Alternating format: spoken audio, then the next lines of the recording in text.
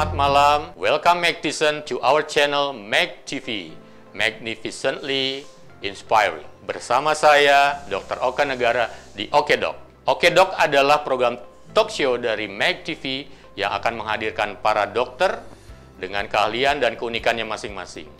Mereka yang energik, memiliki passion di pekerjaannya, dan inspiratif. Membahas seputar permasalahan kesehatan sehari-hari dan terkini. Jangan lupa untuk subscribe channel Mag TV agar kita mendapat informasi yang lebih baik.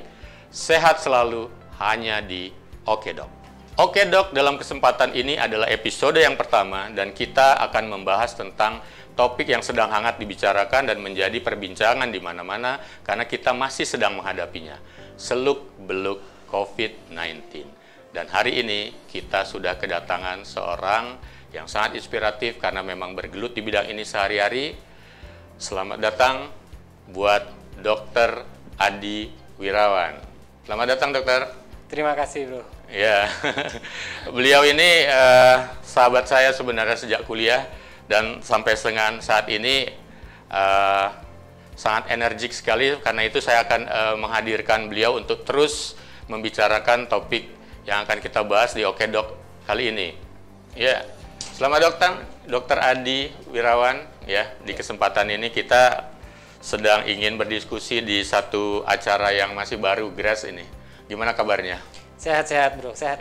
Sehat selalu ya. Sip. Ya. Jadi gini, kita akan membahas tentang COVID-19. Ya, COVID-19. Everyone talking about COVID-19. Ada yang mungkin sudah bosan juga membahasnya. Sebenarnya COVID-19 sekilas aja deh.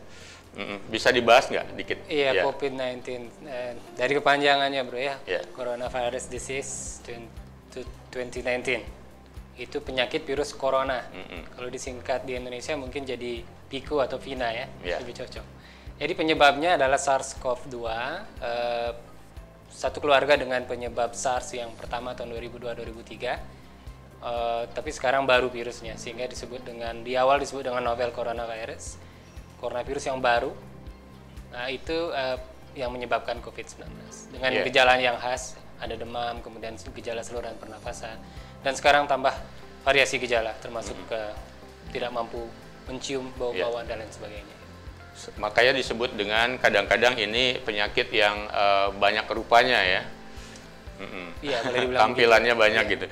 Tapi ini sebenarnya bahaya nggak sih ya, Dokter Adi?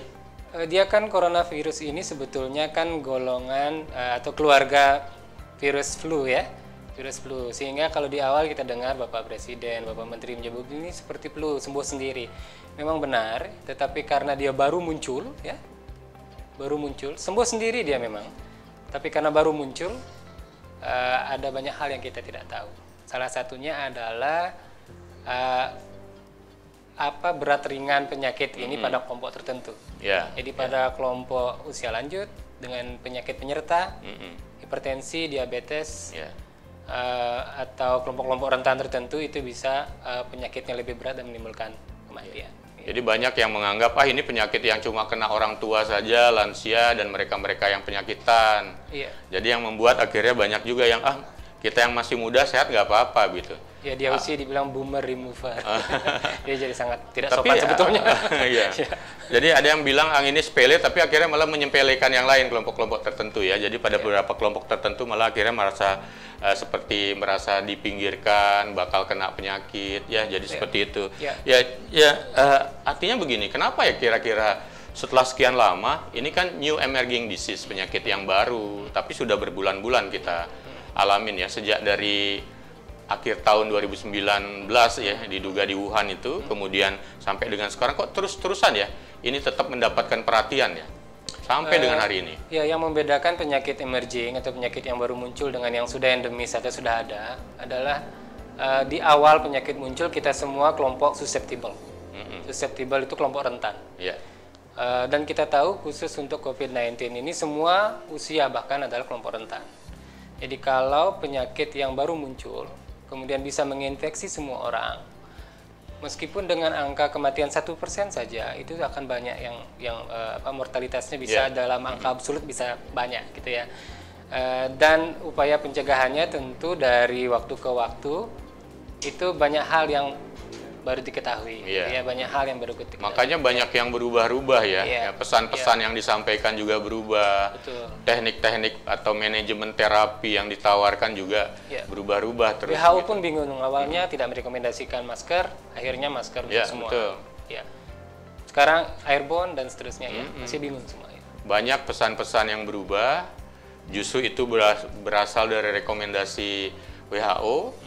Jadi banyak yang berpikir nih WHO ngerubah-rubah pakem gitu. Jadi jangan dipercaya deh WHO karena ngebohong-bohongin. Padahal sebenarnya itu balik lagi ya. Ya, evidence Karena, based bro, ya, evidence based. karena masih banyak yang belum kita ketahui tentang penyakit ini, karakter virusnya yang semakin lama dipelajari ternyata ada sesuatu yang baru ya.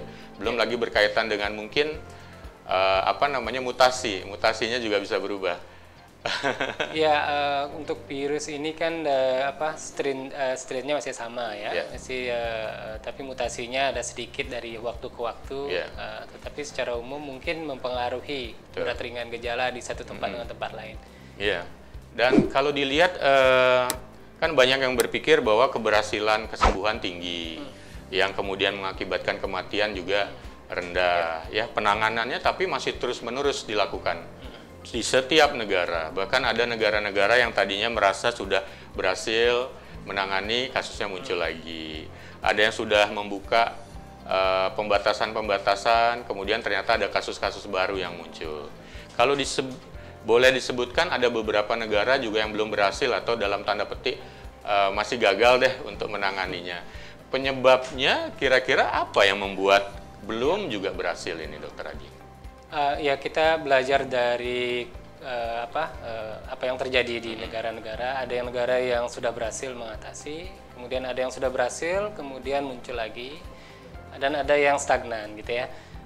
Kalau kita lihat pengalaman beberapa negara Eropa, dia memang melakukan tes yang banyak, sehingga jumlah kasus yang terdeteksi kan banyak, yang di-trace banyak, yang di-treatment banyak, sehingga puncak kasus kelihatan dengan jelas. Begitu turun 2/3 dari puncak kasus harian mulai buka, dan ternyata tidak semua ada spike lagi, tidak. Ya, beberapa negara seperti di Eropa tidak seperti itu. Tetapi di Amerika yang terjadi, dia tesnya banyak, kemudian sudah kelihatan puncak, kemudian belum saatnya, belum turun, belum cukup turun untuk melakukan apa yang disebut dengan new normal, kemudian sudah buka gitu ya, akhirnya spike lagi. Kalau di Indonesia bagaimana? Kalau Indonesia, kita memang ya kemampuan testing kita yang terbatas. Itu sudah diakui juga oleh pemerintah kita. Kemampuan tes kita terbatas.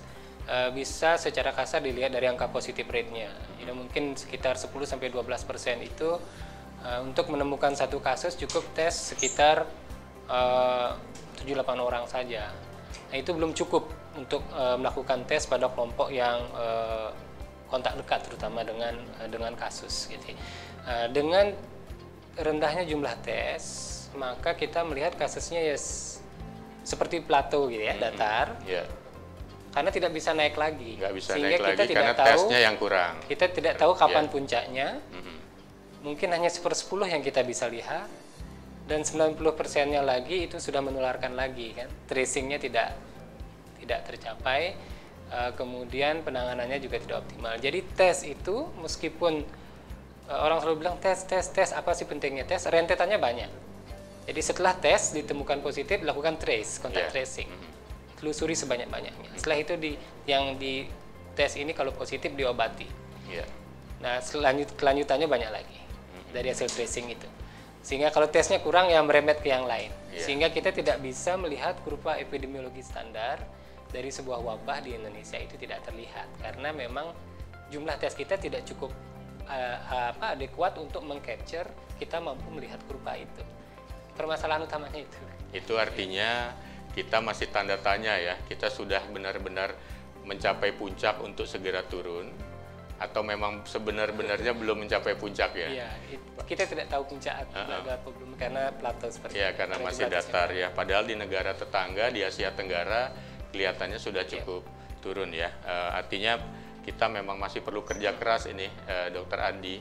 Yang menjadi masalah kemudian adalah informasi yang beredar di masyarakat adalah masyarakat mungkin sudah tahu ya penyebabnya, bagaimana protokol kesehatan, tetapi kelihatannya masih banyak yang juga tidak ingin tahu atau ingin segera merasa hidup normal lagi. Tetapi balik lagi untuk yang ini, mungkin Dokter Adi bisa kembali menyapa publik untuk menyebutkan bahwa penyebabnya memang hanya droplet, atau kemarin ada yang bicara tentang usulan menyampaikan ini juga bisa menyebar lewat udara, dan protokol kesehatan yang benar-benar harus kita lakukan, kembali mengingatkan ke masyarakat itu yang apa saja yang paling perlu ditekankan. Baik, penularan COVID-19 memang diketahui dari droplets terutama ya. Dan kita tahu droplets ini ada ukuran berapa ukurannya sehingga dia mampu bertahan di lingkungan kita.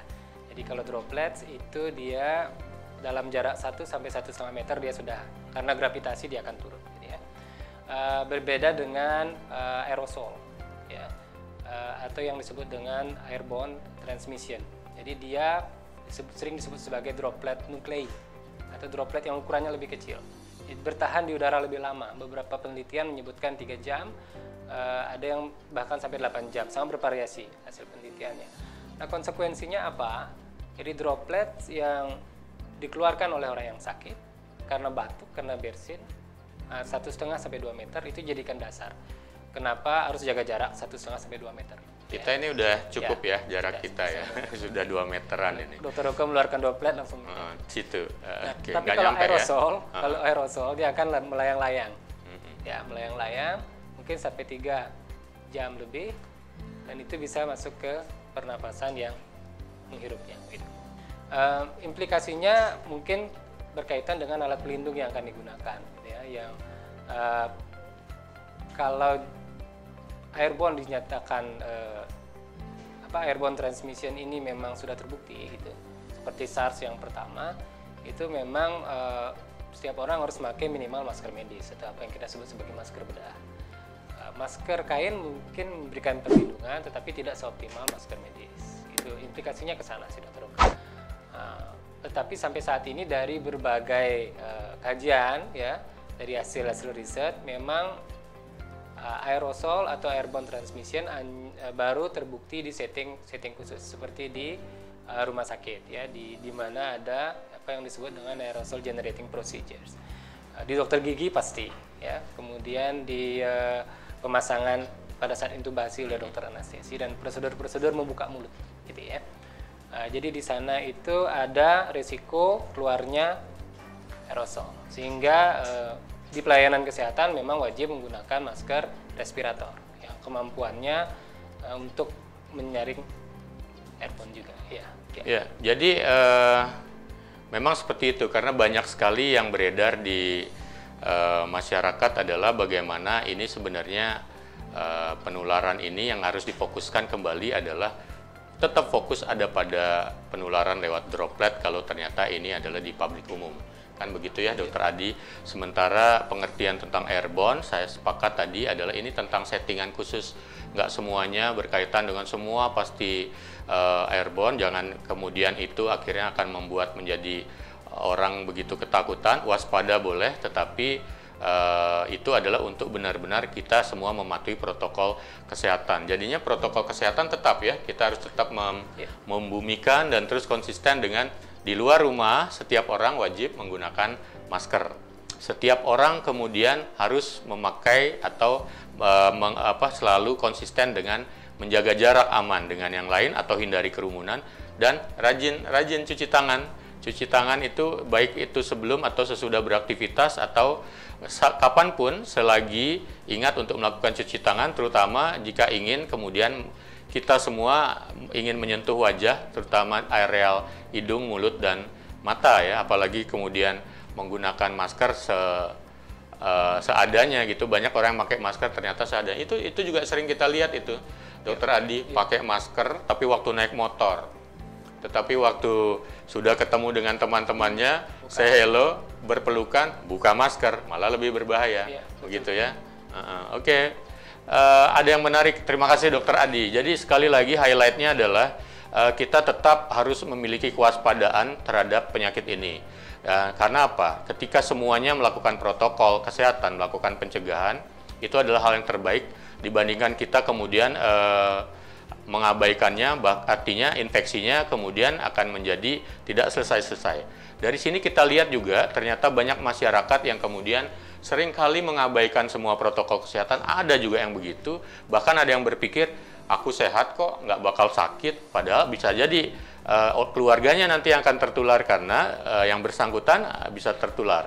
Tapi ada juga yang berpikir, biarin dah semuanya pada sakit, biarin dah semuanya pada kena, dan akhirnya kebal.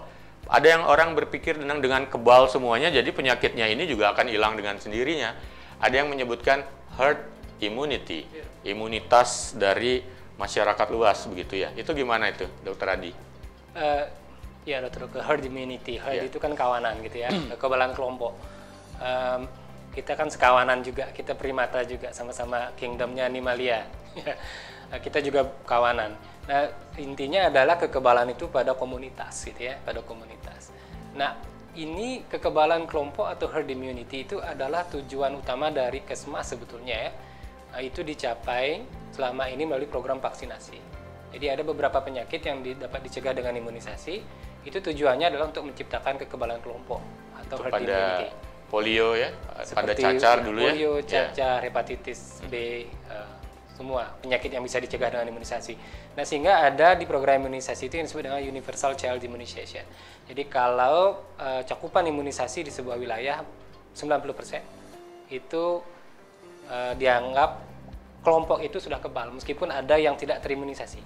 Nah, kenapa 90% itu karena ada hitung-hitungan ya, yang dipakai penyakit campak. Campak itu angka reproduksi dasarnya, kemampuan satu penyakit menularkan ke kasus-kasus lainnya, menciptakan kasus lain, reproduksi juga, bereproduksi, itu 15. Jadi rumusnya 1 dikurangi 1/15, itu sekitar 9,93%. Nah, khusus untuk SARS-CoV-2, itu diestimasi angka reproduksi dasarnya berkisar antara 2 sampai 2,5. Sehingga untuk menciptakan kekebalan kelompok, berarti 1 dikurangi 1/2,5, sekitar 60-70% perlu orang kebal. Nah, perlu masyarakat yang kebal itu 60-70%, dan itu adalah angka yang sulit dicapai di masa pandemi, apalagi di era physical social distancing diterapkan. New York saja yang menjadi epicentrum ya, itu dilakukan survei mungkin baru sekitar 11%. Jadi Swedia, kalau dipikir-pikir harus banyak orang ya yang terkena atau divaksin ya. Ya, Swedia, dia nyata-nyata strategi herd immunity setelah sekian lama baru 8%. Dan konsekuensinya dia sudah menyebabkan kematian pada kelompok usia lanjut yang cukup tinggi, hingga strateginya gagal gitu. Jadi memang penyakit ini sembuh sendiri, dan kalau kebal seluruh kelompok bagus, tetapi dalam proses mencapai kekebalan kelompok, kalau dicapai dengan membiarkan masyarakat sakit, maka jumlah yang meninggal itu akan secara absolut akan sangat banyak, apalagi penduduk kita banyak. Ya, jadi kekebalan kelompok atau herd immunity itu bagus kalau dicapai melalui program vaksinasi. Itu jadi kalau membiarkan masyarakat sakit itu sama sekali tidak direkomendasikan. Nah, akan banyak korban. Banyak orang yang berpikir tentang herd immunity tetapi tidak paham sebenarnya ketika dihitung dengan angka seberapa banyak yang harus kebal dan seberapa banyak yang kemudian menjadi korban, dan ternyata itu jauh lebih besar dari kasus yang ada sekarang. Ya, sangat lebih besar ya. Jadi kita sebenarnya berpikir tentang herd immunity artinya kita berpikir tentang mendapatkan korban yang lebih banyak lagi dari situasi yang sekarang. Begitu ya, Dr. Adia. Terus bagaimana nih? Yang menarik kemudian tentang vaksin. Kita pada nungguin vaksin. Indonesia katanya per hari ini sudah mencoba uji klinis vaksin dari vaksin yang didapatkan dari negara Tiongkok ya kalau nggak salah. Amerika juga. Padahal kalau dipikir-pikir ini apakah memang vaksin adalah solusi untuk memberantas ini? Kita tunggu itu dan kemudian akan memberikan kekebalan, atau gimana? Vaksinnya jangan-jangan nggak bisa bertahan lama juga. Ada beberapa penyakit soalnya yang dilakukan vaksin kan mesti diulang lagi, begitu. Begini Dr. Oke ya, jadi memang penanggulangan langkah lanjutan dari sebuah pandemi itu adalah menemukan obat yang efektif ya, dan atau vaksinasi. Ini ya. Nah, vaksinasi di sini memang kalau kita lihat di Coronavirus Vaccine Tracker, itu khusus situs yang menampilkan hasil-hasil uji klinis. Ada lebih dari 160 kandidat sudah ya, dan dari 160 itu mungkin sudah per kemarin ya, mungkin hari ini saya nggak tahu, per kemarin sudah ada 4 kandidat yang di fase 3. Jadi uji klinik itu ada uji klinik fase 1, fase 2, fase 3, dan fase 3 ini satu langkah ke approval untuk di seperti Badan POM-nya atau FDA-nya Amerika untuk menyetujui. Nah sudah ada 4 di fase 3, satu adalah Sinovac yang dari itu ya, yang dari Tiongkok yang juga kita ikut berpartisipasi. Kemudian ada yang Moderna di US dan beberapa yang di Inggris yang dikembangkan oleh Oxford. Hasilnya sebetulnya kalau kita lihat dari publikasi di jurnal di Lancet, respon imun yang ditimbulkan cukup menjanjikan, cukup baik, ya? Tetapi respon secara keseluruhan menurut para pakar belum terlalu menjanjikan, belum sebetulnya. memuaskan. Memang ada beberapa hasil riset juga yang menyatakan bahwa kalau ditelusuri lagi orang yang sudah sakit, ya, apalagi yang tidak bergejala atau gejalanya ringan, itu antibodinya dalam 6 bulan sudah menurun drastis. Nah, tetapi itu memang tidak menjadi ukuran bahwa vaksinasi akan gagal. Karena respon imun kita itu adalah sesuatu yang kompleks yang sulit dimengerti, susah dimengerti. Contohnya vaksin cacar, dalam 6 bulan 70% titernya turun, 75% bahkan. Tetapi ada respon sel T juga yang berperan di situ yang membantu kenapa cacar bisa dikendalikan.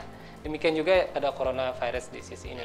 Sehingga antibodi yang turun tidak menjadi alasan untuk menghentikan program vaksinasi. Ini tetap menjadi tujuan utama dari program specific protection dalam public health ya, proteksi spesifik. Sehingga kedepannya memang ada sesuatu yang menjamin kita untuk bisa beraktivitas kembali ke normal. Jadi tentang vaksin ini sebenarnya banyak yang berharap begini, kalau memang sudah dicobakan vaksin, kenapa nggak segera pada divaksinkan semuanya? Nah kan tidak semudah itu sebenarnya, ada langkah-langkah yang harus dijelaskan, ada uji klinis, dan mungkin Dokter Adi bisa ngejelasin sedikit ke para yang melihat, ya, para medicine, bahwa tidak semudah itu loh. Kita segera memberikan vaksin kepada mereka atau semua manusia untuk pencegahan. Ya, uji klinik fase 1 misalnya ya, itu untuk melihat biasanya preklinik ya.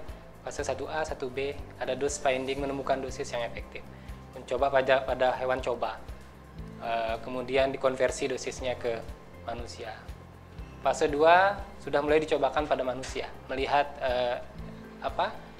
safety-nya pertama, keamanannya, apakah aman, menimbulkan efek samping atau tidak, itu target utamanya, sambil menemukan dosis yang optimal juga. Ada 2A, 2B juga fase-fasenya.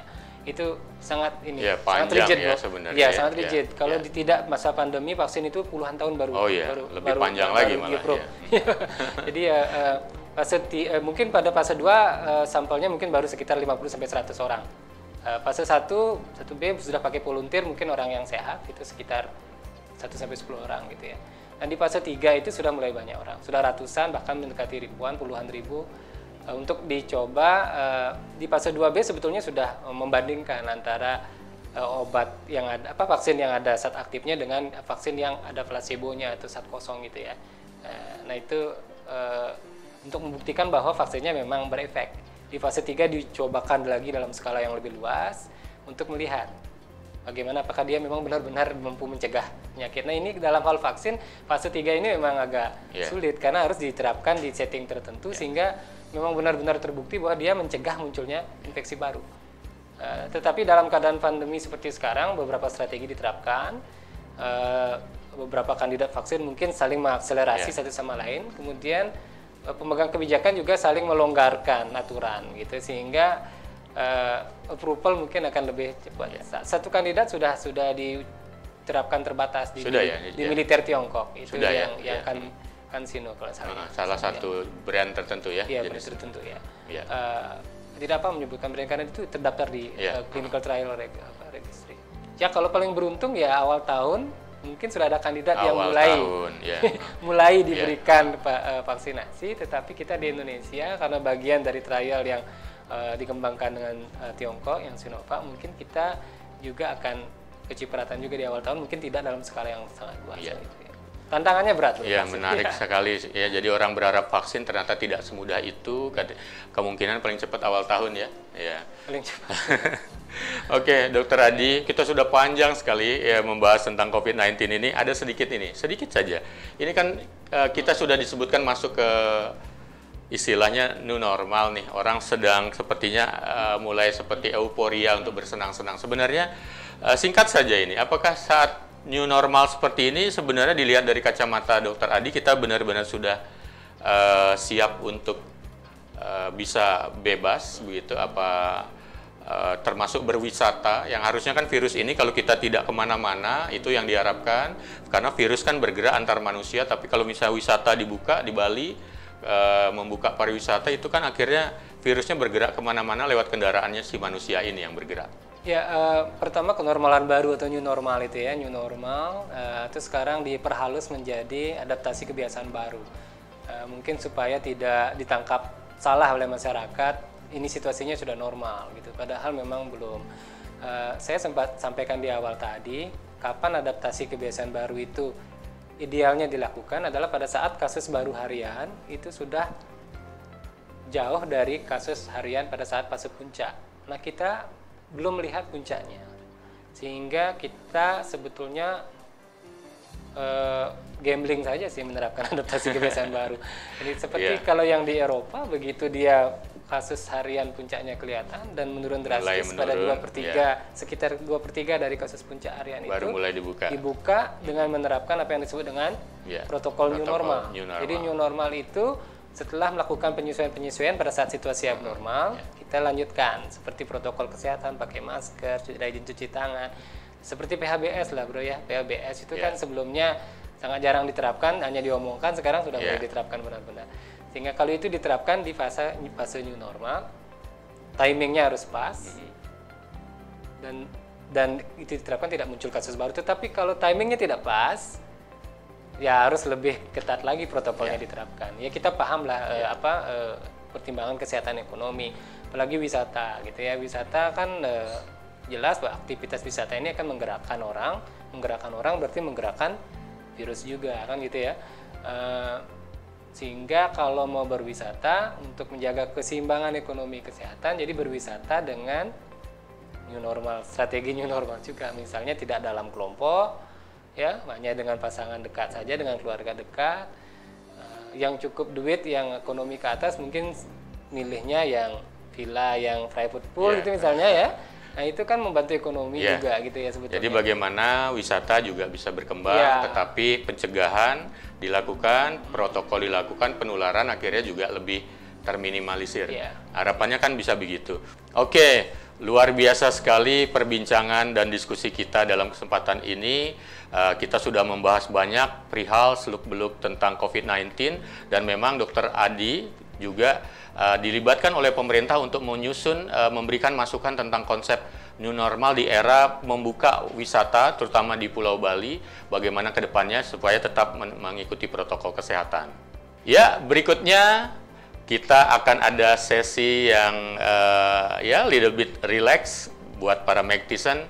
Kita akan meminta kepada Dr. Adi menjawab pertanyaan dengan cepat. Jadi nanti Dr. Adi silakan jawab pertanyaan ini dengan cepat ya. Saya akan mengajukan 3 pertanyaan ya, agak-agak serius dikit tapi jawabannya jawab singkat saja ya, karena ini menyangkut situasi saat ini. Pertama, new normal bikin khawatir atau menggembirakan? Khawatir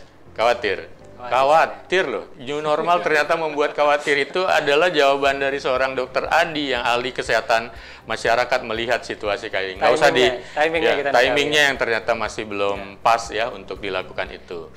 Yang kedua, protokol kesehatan. Protokol kesehatan itu sudah bagus atau masih belum bagus di Indonesia?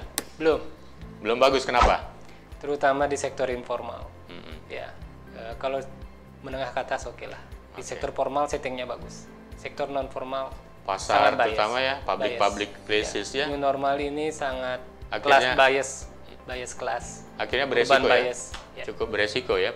Jadi suka nggak suka Magtician yang menonton ini, kapanpun protokol kesehatan tetap nomor 1. Silahkan lakukan lagi, pakai maskernya, jaga jarak, rajin cuci tangan. Itu it's a must ya. Yang ketiga, nah ini nih, antisipasi pemerintah sebenarnya gimana nih?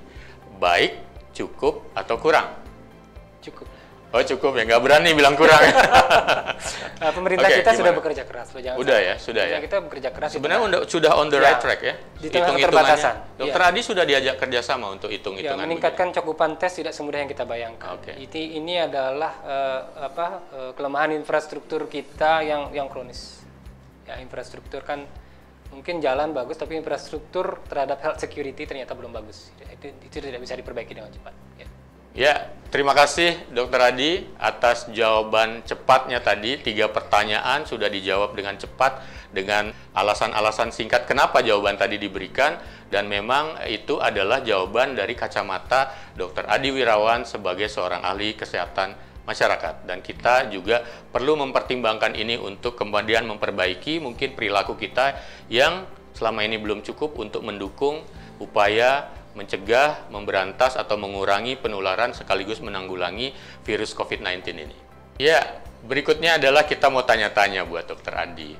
Sebenarnya Dokter Adi ini sudah lama bersama saya, ya. Jadi saya manggil beliau ini bro lah ya sebenarnya. Bro Dokter Adi Wirawan. Sebenarnya coba dong ceritakan sedikit sehari-hari di pekerjaan ngapain aja sih? Termasuk selama masa pandemi ini. Terus bagaimana juga hobi-hobinya, bisa jalan apa enggak?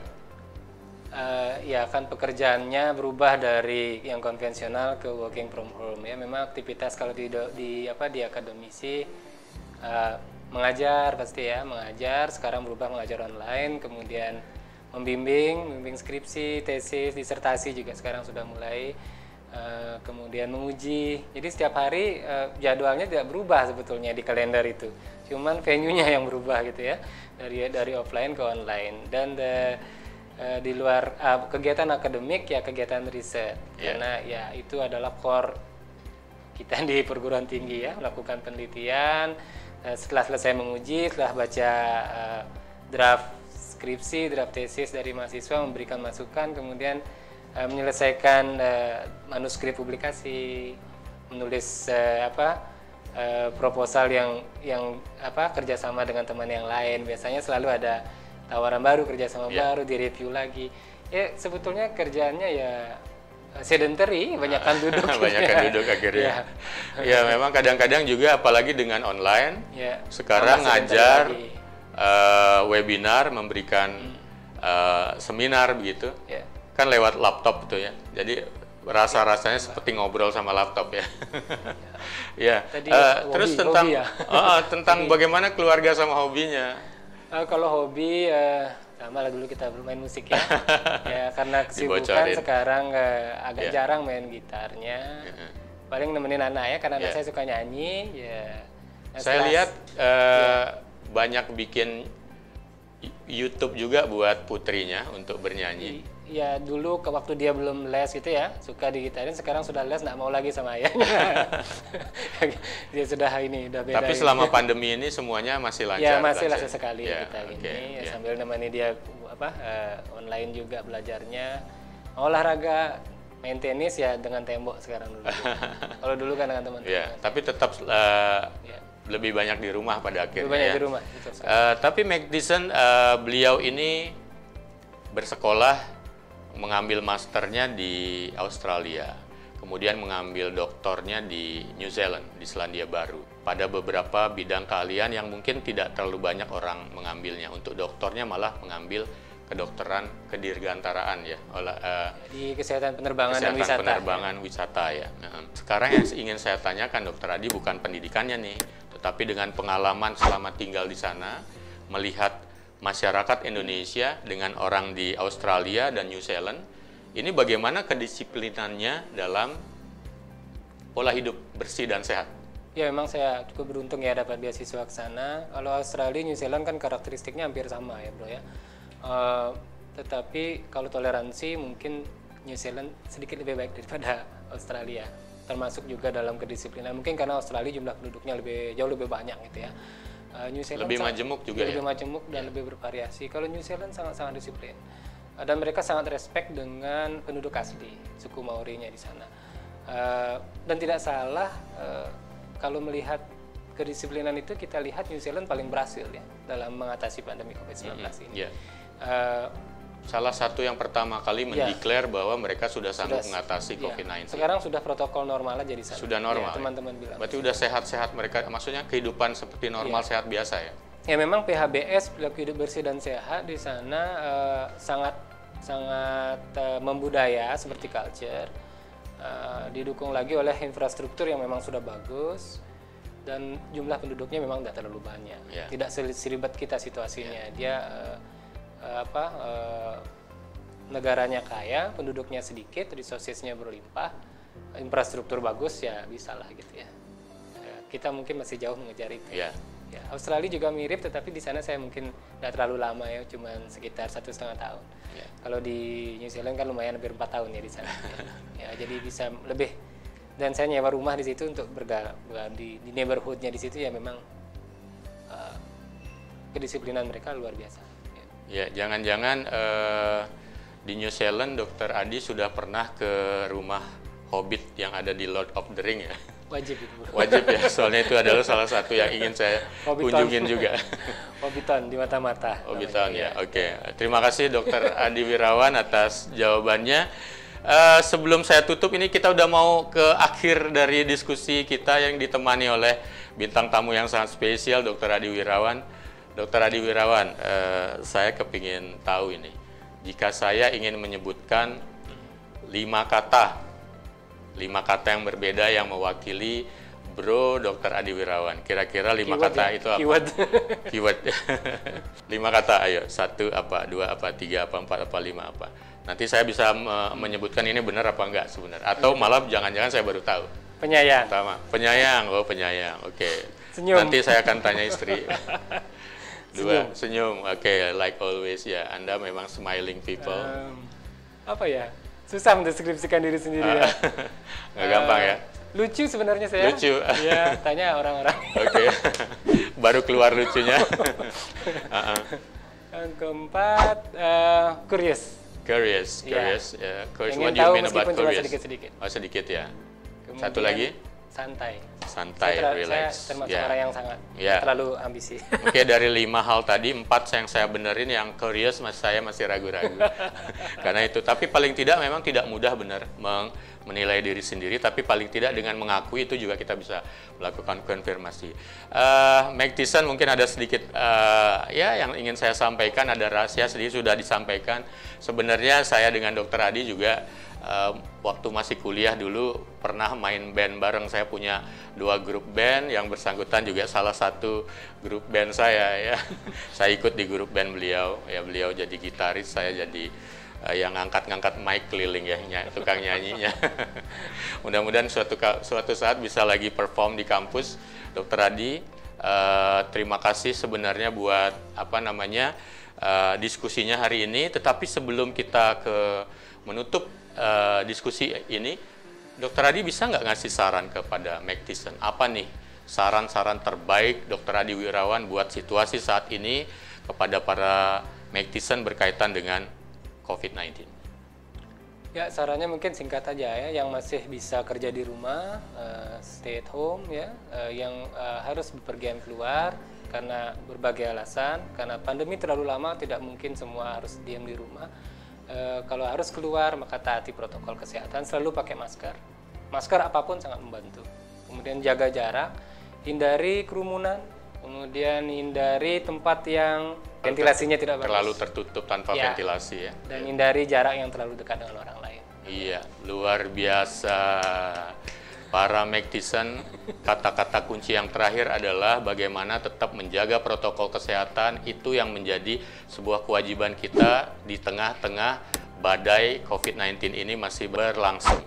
Meg Thiessen, sudah banyak tadi kita membahas tentang seluk-beluk COVID-19. Sudah banyak sekali informasi yang kita dapatkan. Sudah juga tadi saran dari Dr. Adi Wirawan menyampaikan kepada semuanya. Jadi terima kasih buat semuanya yang sudah mengikuti dari awal sampai akhir dari sesi episode pertama yang spesial ini. Dan kita harapkan semuanya juga akan terus menantikan episode-episode berikutnya dari Oke Dok ini. Jangan pernah terlewatkan. Dan satu kalimat penutup dari saya, kita baru bernilai sebagai manusia bukan dari gelar, harta, jabatan, dan apapun yang kita punya, tapi justru dari apa yang kita sudah sanggup berikan buat orang lain. Oke, sampai jumpa di Oke Dok episode berikutnya hanya di Meg TV, Magnificently Inspiring.